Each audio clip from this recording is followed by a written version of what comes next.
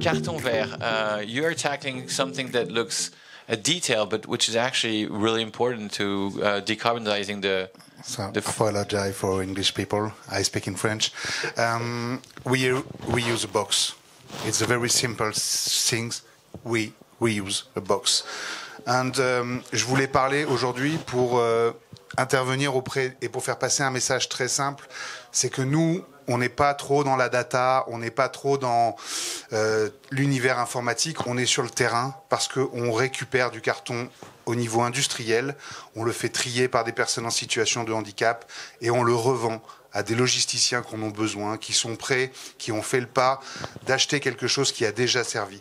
Donc nous, le réemploi, on connaît et on est vraiment sur une opération où le message que je veux faire passer ici, et c'est pour ça qu'on intervient, c'est que, en effet, au niveau de la réflexion générale d'une grande entreprise, comme on a vu avec Bouygues ou comme on peut voir avec le groupe Kering, les idées sont là, mais nous, quand on arrive sur les usines, quand on arrive dans les entrepôts, c'est très compliqué. C'est très compliqué parce qu'on se bat depuis 40 ans contre le recyclage. Et le recyclage, c'est très simple.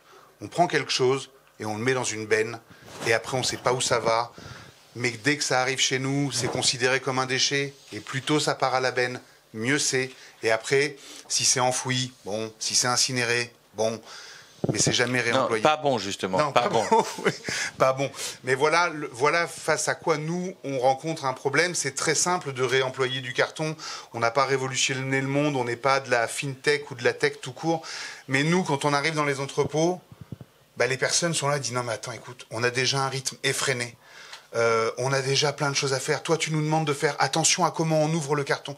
Tu nous demandes à faire attention à le plier comme il faut. Tu demandes à faire attention à le mettre sur des palettes, à nous le stocker. On n'a pas de place. On a une pression hiérarchique assez énorme.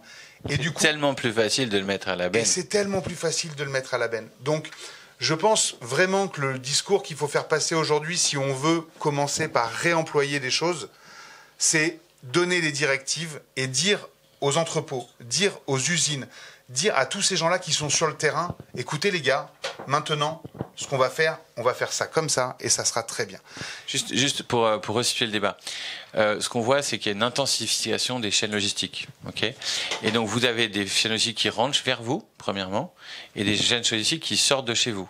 Quand vous recevez, par exemple, des boucles d'une usine, des boucles pour un sac Gucci, vous avez un flux logistique qui arrive dans votre entrepôt, et pour vous, le carton qui contient toutes ces boucles, c'est un déchet.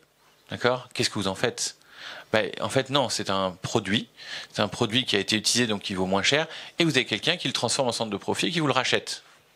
Oui, et beaucoup mieux. Et en plus, quand ensuite cette usine ensuite envoie vers les magasins dans les beaux quartiers de Paris, par exemple, d'accord, il y a un deuxième flux de carton qui là va être cassé non pas dans un grand entrepôt mais dans 200 magasins Gucci à Paris, pour prendre un exemple, d'accord. Qu'est-ce que vous faites de ces cartons ? Voilà, c'est des flux énormes tous les jours, ou en tout cas toutes les semaines. Voilà. Et c'est là où ils ont trouvé une solution innovante, si tu veux la décrire sur les plans économiques pour les grands groupes. Voilà, je vais vous donner l'exemple concret avec la marque Longchamp, par exemple, avec qui on travaille depuis maintenant 4 ans. Longchamp reçoit toute sa maroquinerie des pays asiatiques principalement, vont ouvrir les cartons, faire du picking pour distribuer dans tous leurs magasins et tous leurs revendeurs, aéroports compris, au niveau de la planète entière. Toute la logistique de chez Longchamp se fait à Segré en Anjou. Pour toute la logistique planétaire de chez Longchamp se fait à Segré en Anjou. C'est assez fou à voir, mais c'est vrai. Et nous, on récolte ces cartons-là et on les revend à d'autres gens qui en ont besoin.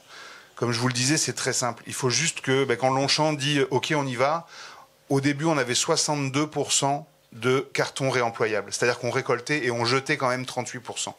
On a fait quoi ? On a mis des affiches dans les entrepôts de chez Longchamp en expliquant aux collaborateurs: voilà pourquoi il faut que tu fasses attention à comment tu ouvres le carton. Voilà pourquoi il faut que tu fasses attention à comment tu le plies. Parce qu'aujourd'hui, on a 5 millions de tonnes de cartons qui sont jetés chaque année, dont 3,5 millions qui pourraient être tout à fait réemployables au moins une fois. Donc, s'il te plaît, fais attention. Aujourd'hui, 4 ans après, on est à 96% de ce qu'on récolte chez Longchamp qui est réemployable. Parce que...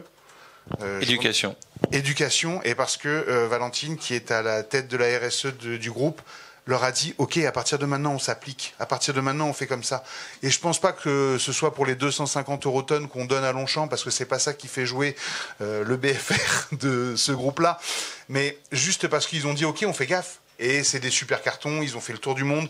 Et 1 tonne de carton de réemploi, c'est 1 tonne de CO2 non émise.